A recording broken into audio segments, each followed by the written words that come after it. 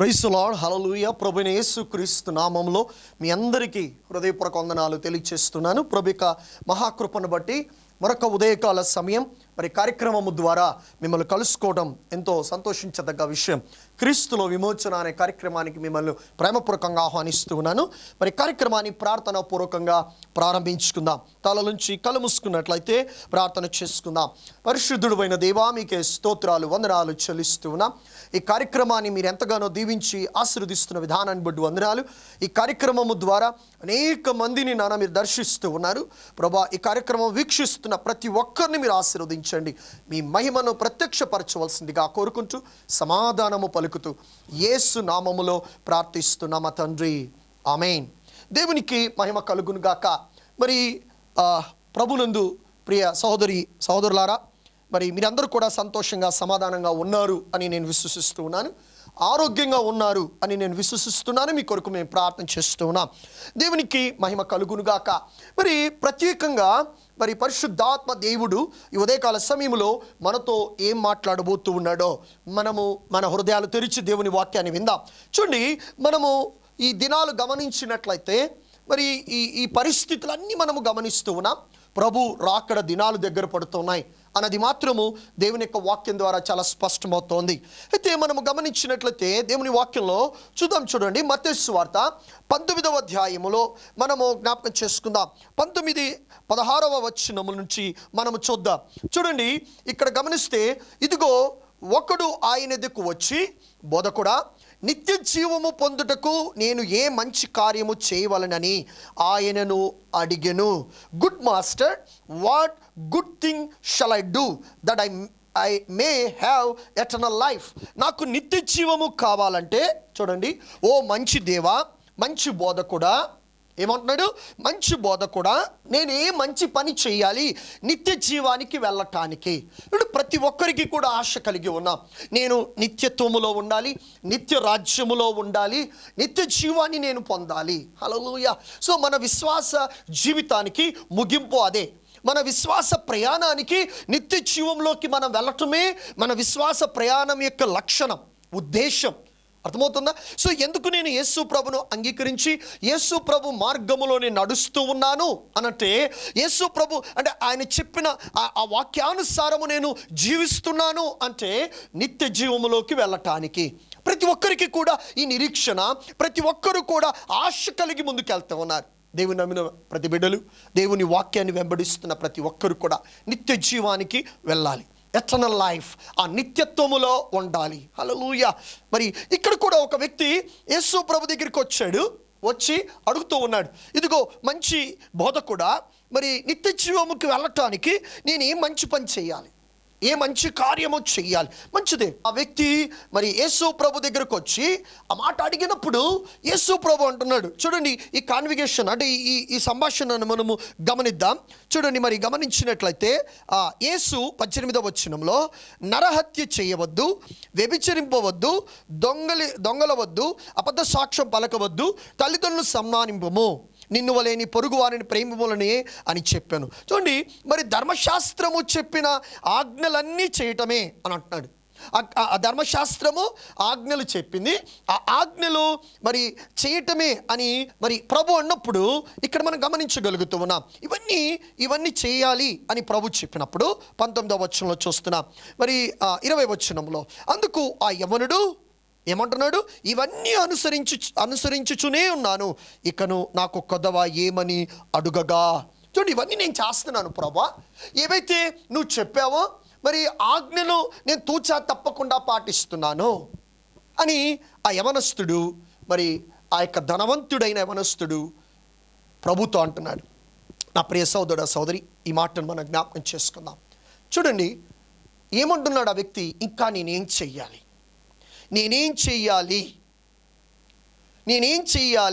ఇంకా నేను చేయవలసినవి ఏమన్నా ఉన్నాయా? ఈరోజు చాలామంది దేవుని వాక్యం దగ్గరికి వచ్చి నేను ఇంకా ఏం చేయాలి, దేవుని సన్నిధిలోకి వెళ్ళి నేను ఇంకా ఏం చేయాలి అని అంటున్నాం. కానీ ఎప్పుడైతే దేవుని సన్నిధికి వెళ్ళి నేనేం చేయాలి అని అడుగుతున్నామో, దేవుడు ఇది చెయ్యి అన్నప్పుడు మాత్రము చేయకుండా ఆగిపోతున్నాం. ఈ ధనవంతుని యొక్క పరిస్థితి కూడా అలాగే ఉంది. యేసు ప్రభు చెప్పాడు, యేసు ప్రభు అన్నాడు, ఇదిగో నువ్వు ఆజ్ఞలన్నీ చేస్తున్నావా అంటే అవన్నీ నేను చేస్తున్నా, ఇవి చెయ్యి అన్నప్పుడు అవన్నీ నేను చేస్తున్నా, ఇంకా ఇంకా ఏం చేయాలి, ఇంకా ఏదో కోరుకుంటున్నాడు దేవుడు నీ నుంచి. ధనవంతుడు అంటున్నాడు నేను ఇంకా ఏం చేయాలి అన్నప్పుడు చూడండి, ఇంకా కొదవ ఏమని అడిగాడు, ఇంకా కొదవ, ఇంకా చేయవలసింది ఏదైనా ఉంటే చెప్పు ప్రభువా అని అడుగుతూ ఉన్నాడు. ఇంకా చేయవలసింది ఏమోనే ఉంటే చెప్పు ప్రభు అని అడుగుతూ ఉన్నాడు. చూడండి, ఆశ కలిగి వచ్చాడు దేవుని దగ్గరికి. నిత్య జీవానికి వెళ్ళాలంటే నేనేం చేయాలో తెలుసుకోవాలి, నేను నిత్య జీవానికి ఎలాగ వెళ్ళాలి అని తెలుసుకోవటానికి ఇష్టపడ్డాడు. తనకు తానుగా ప్రభు దగ్గరికి వచ్చాడు, ప్రభుని అడుగుతూ ఉన్నాడు, నిత్య జీవానికి వెళ్ళాలని నేనేం చేయాలని. రెండవదిగా ఇంకా నేనేం చేయాలి, అవన్నీ చేస్తున్నా, ఇంకా ఏమని చేయాలా అన్నప్పుడు ప్రభు అంటున్నాడు నీకొకటి కొదవగా ఉన్నది. చూడండి, ఈ ప్రభు అంటున్నాడు నీకొకటి కొదవగా ఉన్నది. లూకాసు సువార్త 18:22 మనం చూస్తున్నాం. జీసస్ హర్డ్, యేసు ప్రభు విని, ఆ వ్యక్తి చెప్పింది విన్నాడు. ఏం చెప్పాడు, ఇంకా నేనేం చేయాలని అడుగుతున్నాడు.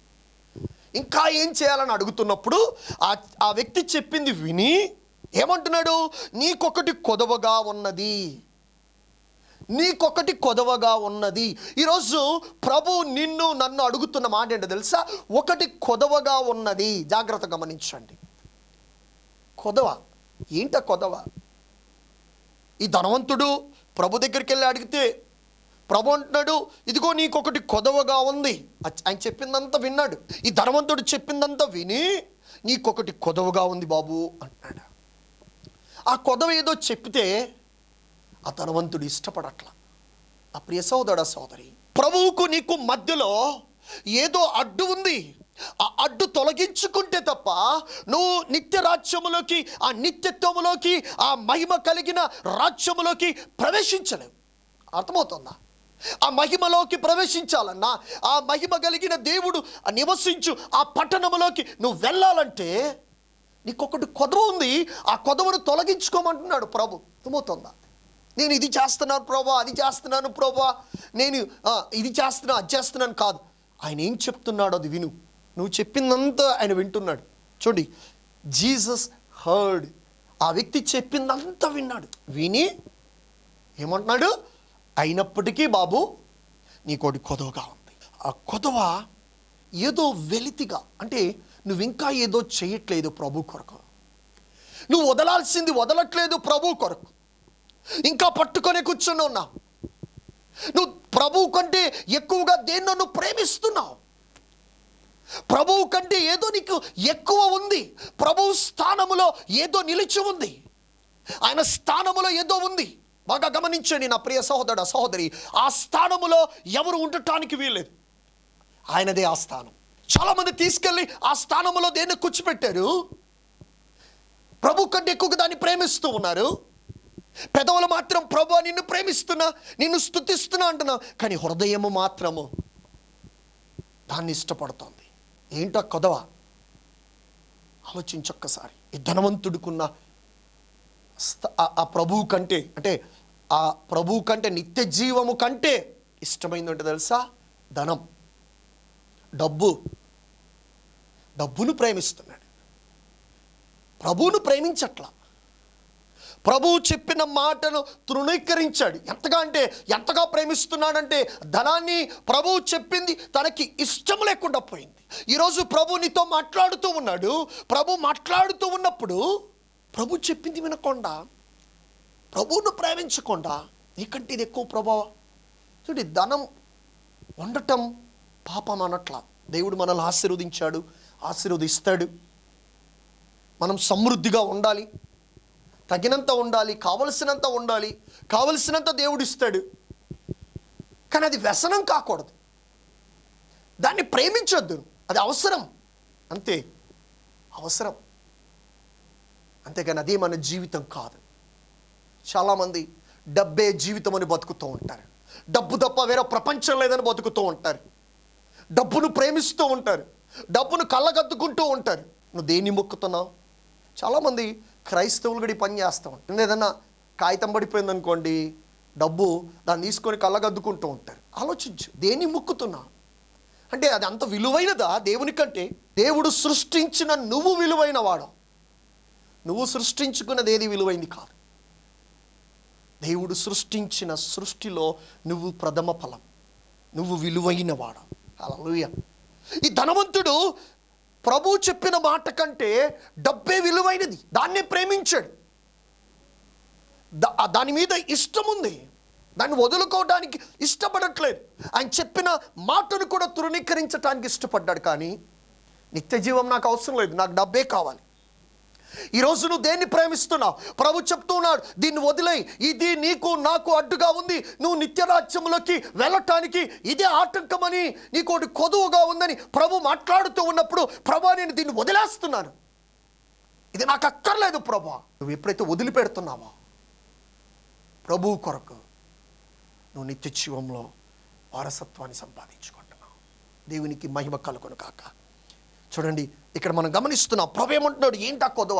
ఆ కొదవ గురించి మాట్లాడుతున్నాడు. మత్తయి సువార్త 19:21 చూస్తున్నాం. నీవు పరిపూర్ణగుటకు కోరిన ఎడల పోయి నీ ఆస్తిని అమ్మి బీదలకిమ్ము, అప్పుడు పరలోకమందు నీకు ధనము కలుగును. ఏమంటున్నాడు? ఆస్తి అమ్మి పేదలకు పంచిపెట్టు, పరలోకములో నీకు ధనము కలుగుతుంది, అంతేకాకుండా నిత్య జీవము కలుగుతుంది. అర్థమవుతుందా? పరలోకంలో ధనం కలుగుతుంది అంటున్నాడు. నీ ఆస్తి అమ్మి పేదలకు పంచిపెట్టు, నువ్వు పరిపూర్ణగుటకు. ఎస్, నువ్వు వదిలిపెట్టకపోతే, వదిలిపెట్టవలసింది, నువ్వు పరిపూర్ణుడు కాలేవు. ప్రభు మనతో చెప్పినప్పుడు, దేవుని వాక్యం మనతో మాట్లాడినప్పుడు, ఇది నీకు కొదవ ఉంది, దీన్ని వదిలేయి, దీన్ని విడిచిపెట్టు అని నీతో మాట్లాడినప్పుడు, ప్రభువుకు నీకు మధ్యలో అడ్డు ఏదున్నప్పటికీ దాన్ని పక్కన తీసిపెట్టు. ప్రభువు కంటే దేన్ని ఎక్కువగా ప్రేమించొద్దు, ప్రభువు కంటే దేనికి ఎక్కువగా విలువ ఇవ్వద్దు. ప్రభువు స్థానము ప్రభువుది. ఆయన మహిమను, ఆయన విలువను ఎవరు దొంగలించటానికి వీల్లేదు. మనుషులను ఆరాధించటం, కొంతమంది ఆరాధిస్తూ ఉంటారు మనుషులను. నా ప్రియ సోదరా సోదరి, దేవుని ఆరాధించు, దేవుని మహిమపరచు, ప్రభువును ఘనపరచు. అర్థమవుతుందా? ఇక్కడ మనం చూస్తూ ఉన్నాం, నువ్వు పరిపూర్ణవ్వాలి, పరిపూర్ణమైన స్థితిలోకి. ఎందుకంటే పరిపూర్ణమైనదే దేవుని రాజ్యంలో ప్రవేశిస్తుంది. కొలస్సీ 2:9 చూస్తున్నాం. ఎలానగా దైవత్వం యొక్క పరిపూర్ణత శరీరముగా క్రీస్తునందు నివసించుచున్నది. దైవత్వం యొక్క పరిపూర్ణత, దైవత్వం యొక్క పరిపూర్ణత ఎక్కడుంది? క్రీస్తులో నివసిస్తోంది. హల్లెలూయా. ఇప్పుడు క్రీస్తు నీలో ఉన్నప్పుడు నువ్వు పరిపూర్ణమైన స్థితిలోకి వస్తున్నావు. దేవుని మాటకు లెక్క చేసినప్పుడు, దేవుని మాటకు విధేయత చూపినప్పుడు నువ్వు పరిపూర్ణ అవుతావు. పరిపూర్ణమైనదే పరలోక రాజ్యంలో ఉంటుంది. నిత్య జీవానికి ఆ నిత్య రాజ్యములో, నిత్యత్వంలో ఉంటుంది. పరిపూర్ణము కానిది నిత్యరాజ్యంలో ఉండదు. పరిపూర్ణం అయ్యేది ఏంటంటే దేవుని మాట లెక్క చేసేది, దేవుని మాట వినేది, దేవుని మాటకి విధేయత చూపేది, దేవుని మాట ప్రకారం నడుచుకున్నదే పరిపూర్ణమవుతుంది. ఈరోజు నీ ఆత్మ పరిపూర్ణము కావాలి అంటే నువ్వు దేవుని మాటకు విలువ ఇవ్వాలి, దేవుని మాట వినాలి, చెయ్యాలి. ఎప్పుడైతే చేస్తున్నావో నువ్వు పరిపూర్ణము. క్రీస్తులో పరిపూర్ణత, సంపూర్ణత శరీరముగా క్రీస్తునందు ఉంది. అందుకే ఆయన చెప్పింది మనం విందాం, ఆయన చెప్పింది మనం విందాం. సో నువ్వు పరిపూర్ణగుటకు ఏం చేయమన్నాడు? నీ ఆస్తి అమ్మి పేదలకు పంచిపెట్టమంటున్నాడు. నీ ఆస్తి అమ్మి పేదలకు పంచిపెట్టు. నువ్వు పరిపూర్ణ అవుతేనే. అర్థమవుతుందా? చూడండి, యోహాను 1:16, ఆయన పరిపూర్ణతలోండి మనమందరము కృప వెంబడి ఆయన పరిపూర్ణత. సో యేసు ప్రభు పరలోకపు పరిపూర్ణతను భూమి మీదకి తీసుకొచ్చాడు. ఎందుకో తెలుసా?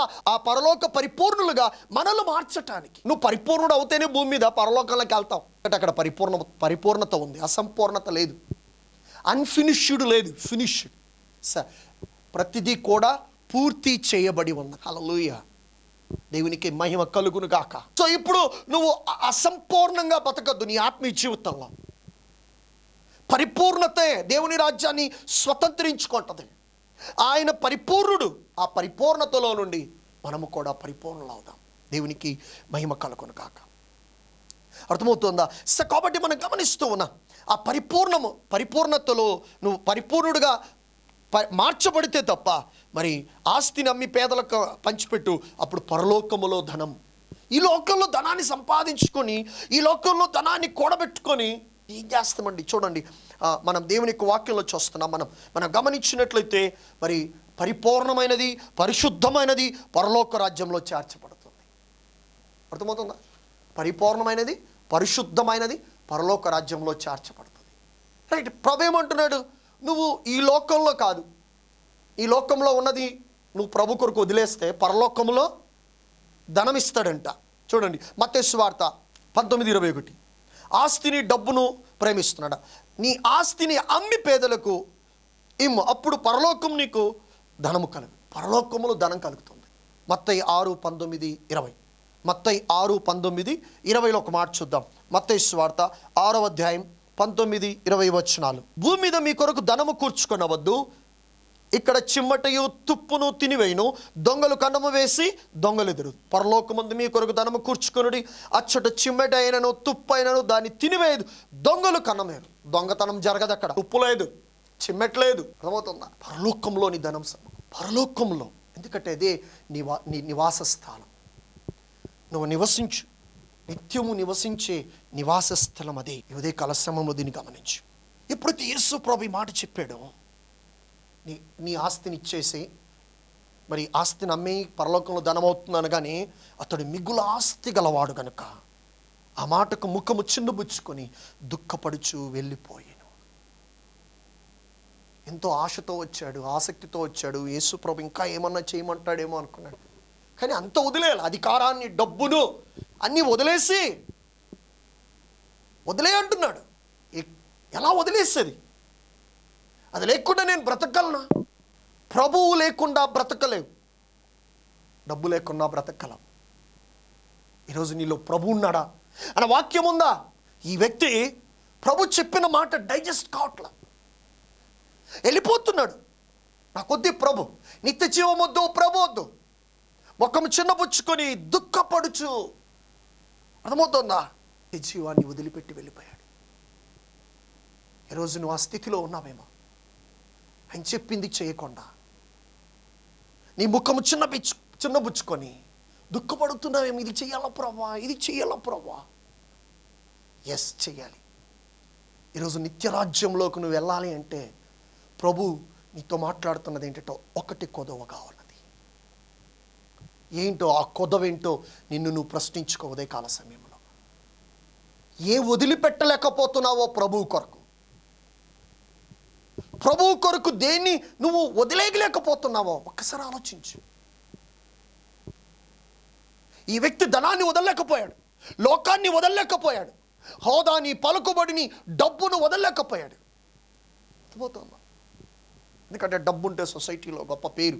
దాన్నంతా వదులుకొని ఏ ఇల్లు గూడు లేనోడతో నేనేంట్రా బాబు వచ్చేది వెళ్ళేదని ప్రభువుని విడిచిపెట్టి లోకం వైపు చూసి లోక సంబంధమైన ఆశ ప్రభువును వదిలిపెట్టేసి వెళ్ళిపోతున్నాడు. బాగా ఆలోచించి ఈరోజు ప్రభు నిన్ను అడుగుతున్నాడు, నీ కొడుకు కొదగాలి, నిత్య జీవం వెళ్ళాలి. మనందరం వెళ్ళాలి నిత్య జీవంలోకి, నిత్య రాజ్యంలోకి వెళ్ళాలి. ప్రభు వస్తున్నాడు. ఆయన వచ్చినప్పుడు మనమందరము ఆయన నిత్యత్వంలోకి మనం ప్రవేశించాలి అంటే ఇక్కడే మనల్ని మనం సరి చేసుకోవాలి.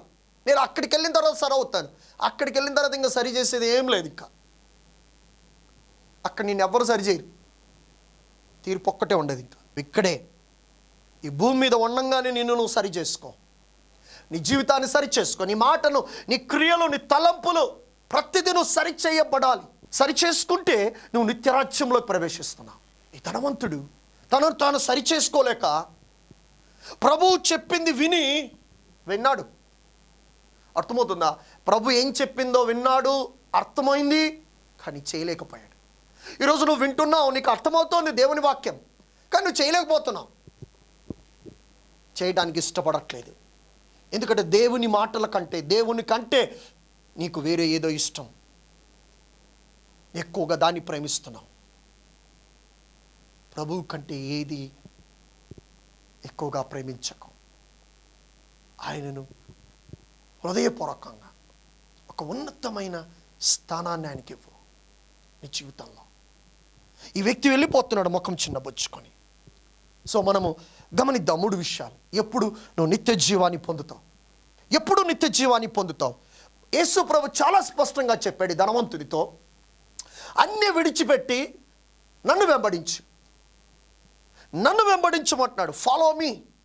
ఎప్పుడైతే నువ్వు అన్నీ వదిలి ప్రభు కొరకు ఏది కూడా లెక్క చేయకుండా లోక సంబంధమైన తృణీకరించి పెంటతో సమానముగా ఎంచి ప్రభు ప్రధానమైన వాడు, ఆయన మాట విలువైనదని ఎప్పుడైతే నువ్వు ఆయనను వెంబడిస్తున్నావో, నువ్వు విధేయత చూపావు చూడు, నీ విధేయతకు ఆయన నీకు నిత్యరాజ్యంలో చోటిస్తూ ఉన్నాడు. ఆయన చెప్పింది విని నమ్మి ఆయనను వెంబడించినప్పుడు.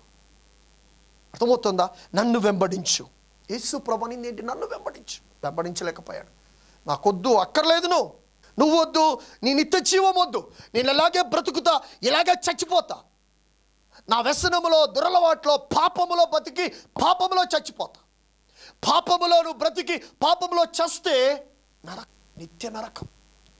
నీకు నిత్య జీవము కావాలా, నిత్య నరకము కావాలా? నిన్ను నువ్వు పరీక్షించుకో ఈ ఉదయకాల సమయంలో. నా ప్రియ సహోదర సోదరి, యేసు ప్రభు ఎందుకు వచ్చాడు అంటే నిన్ను నిత్యరాజ్యములో, ఆ నిత్య జీవములో ఉంచటానికి. సాతాను ఎందుకున్నాడు అంటే నిన్ను నిత్య నరకంలోకి పట్టుకెళ్ళిపోవటానికి. నరకంలోకి వెళ్తావా వాడి మాట విని పాపములో బతుకుతూ, పాపములో జీవిస్తూ, నిన్ను నువ్వు మార్చుకోకుండా, వదిలిపెట్టకుండా, ప్రభువును వెంబడించకుండా, లేదంటే ప్రభువును వెంబడించి నిత్య జీవంలోకి వెళ్తావా? ఈ ధనవంతుడు ప్రభువును వెంబడించి ఉంటే నిత్య జీవంలోకి వెళ్ళేవాడు. వెంబడించలేకపోయాడు. నాకు అవసరం లేదనుకున్నాడు. అర్థమవుతుందా? నువ్వు దేన్ని వెంబడిస్తున్నావు ఈరోజు? నువ్వు దేన్ని వెంబడిస్తున్నావు ఒకసారి చెక్ చేసుకో. వాక్యాన్నా, లోకాన్నా, మనుషుల్లా? దేవుని వాక్యాన్ని వెంబడించు. ఫాలో మీ అంటున్నాడు. నన్ను వెంబడించు అంటే వాక్యాన్ని వెంబడించమని అర్థం. వెంబడించు అంటే వాక్యాన్ని వెంబడించని అర్థం. మరి ఆయన వెంబడించటం మొదలు పెడదాం. చూడండి, పేతురు అంటున్నాడు, లూకా 18:25 చూస్తాం మనం. ఆ పేతురు, ఇదిగో మాకు కలిగినది విడిచిపెట్టి నిన్ను వెంబడించితిమనగా. ఏమంటున్నాడు? మాకు కలిగినది విడిచిపెట్టి నిన్ను వెంబడించితిమి. అవును, పేతురు అంటున్నాడు, ప్రభా, మరి ఆ ధనవంతుడేమో నిత్య జీవానికి వెళ్ళలేడు, ఎందుకంటే వెంబడించలేదు కాబట్టి. మరి మాకు కలిగినది విడిచి మేము నిన్ను వెంబడిస్తున్నాం అని పేతురు అడిగినప్పుడు, చూడండి, పేతురు అడిగినప్పుడు ఏమంటున్నాడు ఇక్కడ ప్రభు?